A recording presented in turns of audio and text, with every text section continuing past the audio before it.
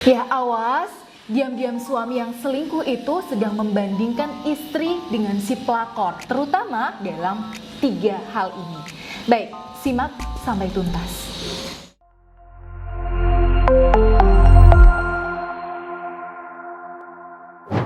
Assalamualaikum warahmatullahi wabarakatuh. Ya sahabat bunda yang senantiasa dirahmati oleh Allah. Ya 2 bulan yang lalu saya pernah membahas tentang perang batin suami saat selingkuh. Nah buat sahabat bunda yang belum menyimak bisa menonton di sini ya. Nah di situ saya sempat menyinggung bagaimana suami itu mengalami perang batin antara nurani dan hawa nafsunya saat sedang selingkuh dengan wanita lain. Nah di situ ada satu fase di mana suami bunda diam-diam memperhatikan dan membandingkan antara istri Syah dengan si pelakor. Nah di edisi kali ini saya akan kupas apa saja sih hal yang dibandingkan antara istri Syah dan si pelakor.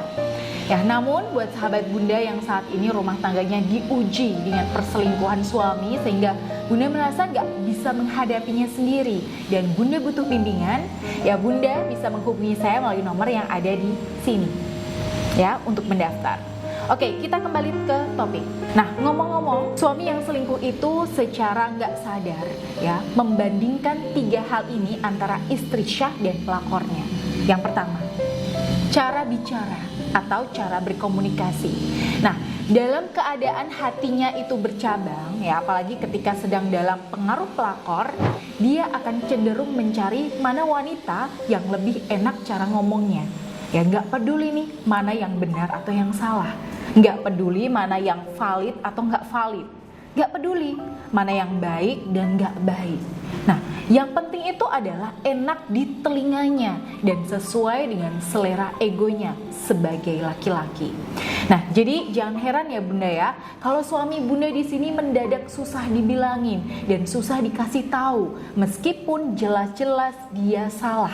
Nah, itu bukan isi pembicaraan bunda yang salah, tapi ini bisa jadi soal cara bunda berkomunikasi yang dianggap suami di sini nggak sesuai selera egonya.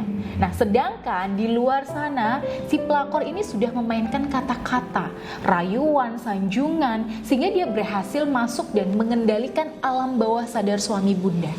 Nah, kemudian yang kedua, yang sering dijadikan perbandingan suami peselingkuh adalah soal bagaimana 2 wanita ini, yaitu si pelakor dan istri Syah, itu menyikapi argumennya.